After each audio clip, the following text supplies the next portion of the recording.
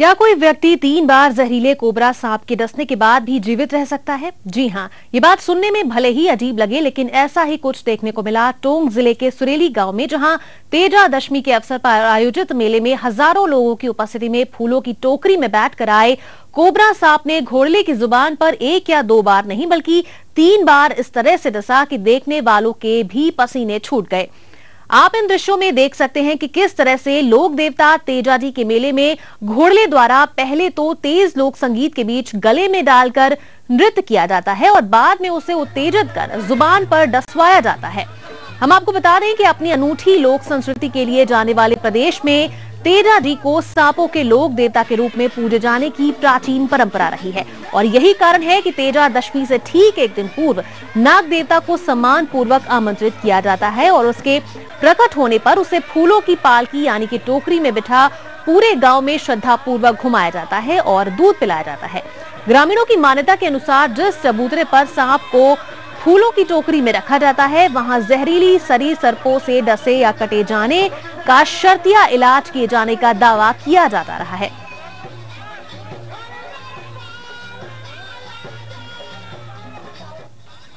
बाबा कृपा जी मैंने डेच ले कितने सालों से हो रहा है? 3-4 वर्ष से क्या 5वां वर्ष ला गया। किस तरह डसता है आपकी जबान पे? कुछ आपको पता पड़ता है? कुछ में होता है बटको बरस का बटकाई दर्द तो फिर मक्खियां का बाबा ये तो ये बाबा की जहर सडर मर जाती है। तो 15 साल पहले से मेला लगता है साहब इसी गांव और इन नाग देवता की प्रक्रिया याद से जैसे 5 के दिन बामी नोते से पूरा गांव जार और 9वीं के दिन शाम की 4 बजे का मंदिर नाग देवता पधारे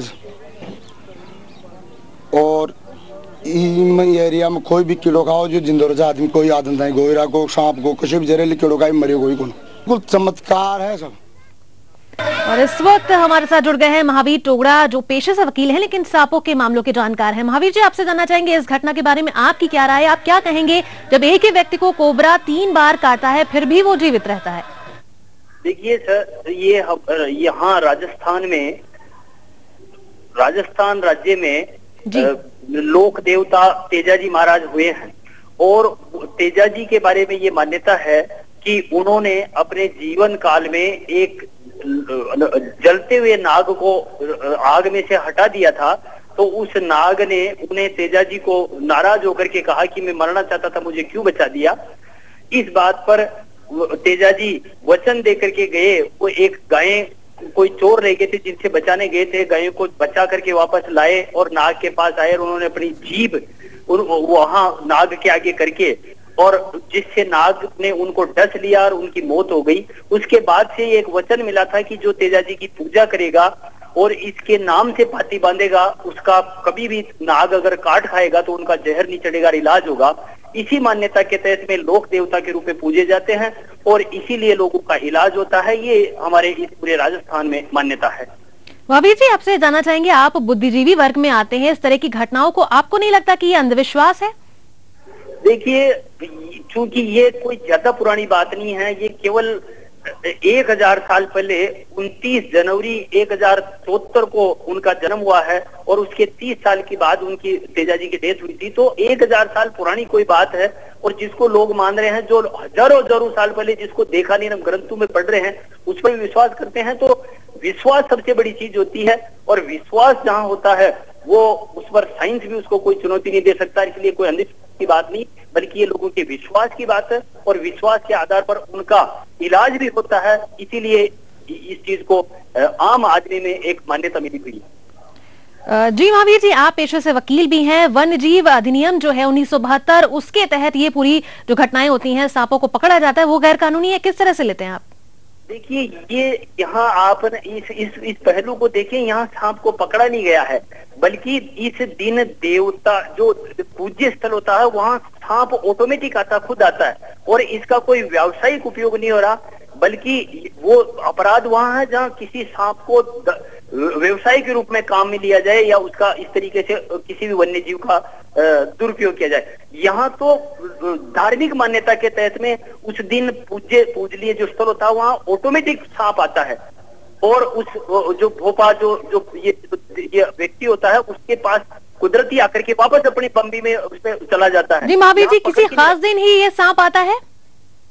तेजा जी के तेजा दशमी के दिन आता है। राजस्थान के प्रत्येक ग्रामीण अंचल में जहां भी तेजा जी का ये त्योहार मनाया जाता है उस दिन, यानी कल, ये जो कल का दिन गया है तेजा दशमी का, उस दिन हर साल मेले बढ़ते हैं और वहां सांप आता है। मतलब पूरी तरह से आप इसे आस्था से जोड़कर देखते हैं, इस पर विश्वास करते हैं? पूरा आस्था का प्रश्न है, आस्था का विषय है। और जब यहाँ बाबा रामदेव को माना जाता है, गोगा देव को माना जाता है राजस्थान में, इसी तरह से लोक देवता के रूप में तेजा जी को माना जाता है। बहुत बहुत शुक्रिया महावीर जी इस पूरी बातचीत के लिए।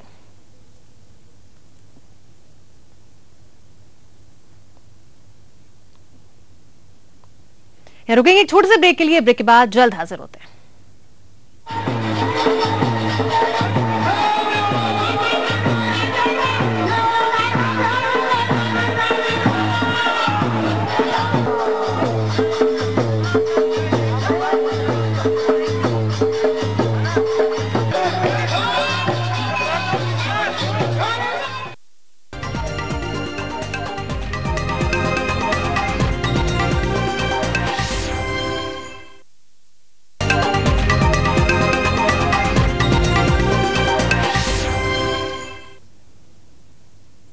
के बाद स्वागत है आपका। आज हम बात कर रहे हैं आस्था या अंधविश्वास की, जिसके उदाहरण के तौर पर आज हमने आपको टोंक की एक घटना बताई जहां पर एक व्यक्ति को कोबरा ने 3 बार काटा लेकिन फिर भी वो जीवित रहा।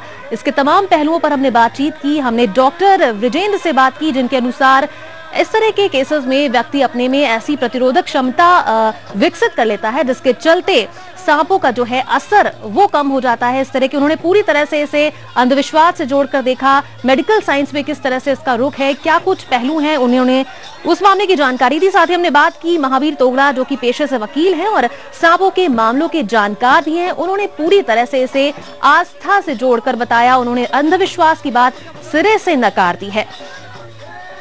तो टोंक में तेजा जी के मेले में इस तरह की घटना सामने आई है जिसमें एक व्यक्ति को, आप देख सकते हैं तस्वीरों में किस तरह से ये व्यक्ति अपने आप को सांप से कटवा रहा है। 3 बार इस कोबरा ने इस व्यक्ति को काटा लेकिन फिर भी ये जीवित रहा। लेकिन आपको हम सावधान करना चाहेंगे कि ऐसी चीजें हैं आप घर पर ना करें क्योंकि आपके लिए खतरनाक साबित हो सकती हैं। आप देख रहे हैं अपने स्क्रीन पर किस तरह से व्यक्ति अपने आप को सांप से कटवा रहा है लेकिन फिर भी ये जीवित है। तमाम पहलू इस बारे में हमने बताया, डॉक्टर्स के विचार बताई, वकील की जो सांपों के जानकार भी हैं उनके क्या विचार हैं इस मामले में, इन सभी पहलुओं से आपको रूबरू कराया हमने।